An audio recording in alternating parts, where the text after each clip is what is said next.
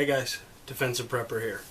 So as you can see from the title, one of the things I've been going back and forth about lately is 45 ACP or 9mm, and which one is the best use for me.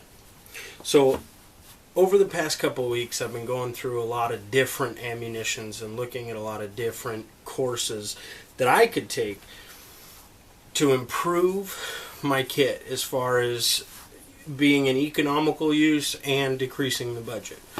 And one of the major things that I've changed was going from 45 ACP to 9mm.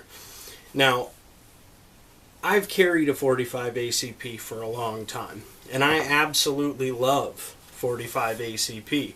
There's no doubt about that. And for the past 7 years, it's been my choice for defending my life. But I wanted to figure out a way to increase my capacity without carrying one of those great big 15-round PMags that you never know if it's going to work or not, and half the time it doesn't. So I started looking around, and I was looking at a few firearms, and one of them that caught my eye was the M&P 9. 17 rounds of 9mm is nothing to shake a stick at, right? Now, I've believed for a long time that the 45 ACP is a superior cartridge to most.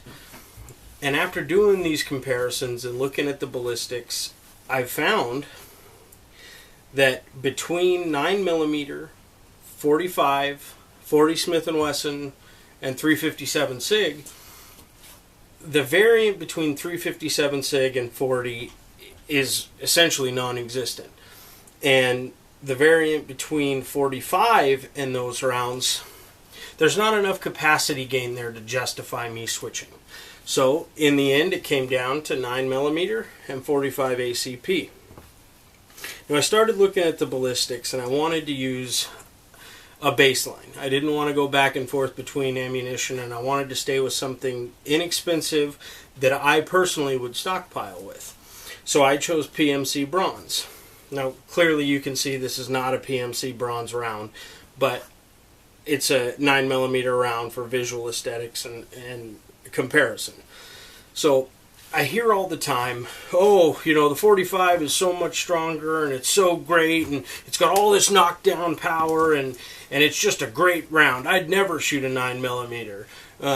Would you rather get hit with a bowling ball or a tennis ball? Well, to be quite honest, that comparison is a joke, because the difference in size, the 45 is .456 in diameter, and the 9mm is .3576. So the comparison would be like looking at a standard baseball or a racquetball, right?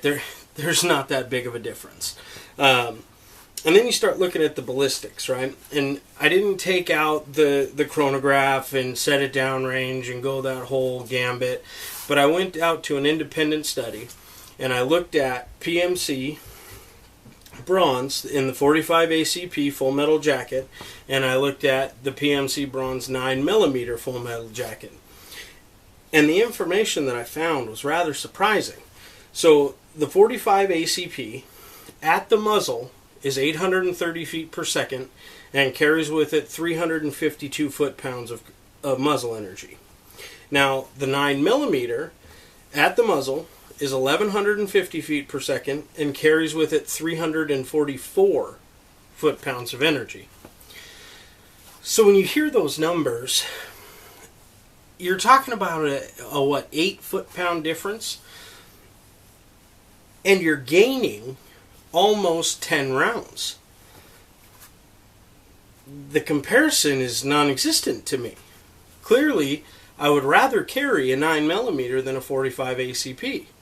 Now, does that mean that I'm going to go sell my 45 and get rid of all my 45 ammo? Absolutely not. As I said before, I absolutely love the 45 ACP. And so when it comes to the accuracy of these two rounds, okay, the 45 ACP, I shoot just under 2 inches at 50 yards. I shoot just over an inch at 25 yards. And I shoot just under an inch at 20 feet. It's identical with the 9mm. So when thinking about the most effective cartridge for me to carry and defend myself with, 9mm wins hands down. And I don't think that fact could be argued. So I bought a Smith & Wesson M&P 9, full size with a 4 1/4 barrel. And I've been shooting it, and I truly do love it. I got my inside the waistband holster. I'm set up, right? So it brings me to another point where, kind of off topic, but still important.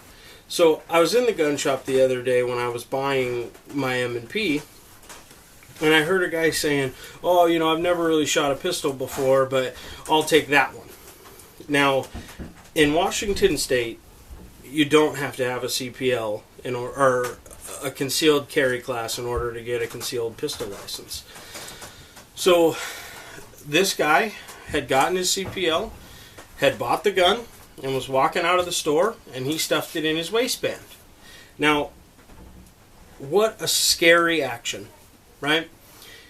I'm not a proponent of the government mandating classes and telling you that you can't carry a gun if you don't take a class, but common sense would say you should know how to handle a firearm if you're going to carry it in public. It's dangerous for me, it's dangerous for you, and it's dangerous for the person carrying the gun if they have no practical knowledge of how to handle the firearm. Please, guys, make sure that you're able. Make sure that you have the knowledge necessary in order to carry a firearm, because all you're doing is creating unnecessary risk for everyone else out there. So, again, it's been a few weeks since I made a video, and I apologize for that, but again, I've been really working on my kit and trying to make sure that things are in order, and I feel like I've made the right decision switching from 45 ACP to 9mm. I hope this video was helpful. Again, this is the Defensive Prepper. Defend your home, defend your family, and for God's sakes, defend the Constitution. Thanks, guys. Have a great day.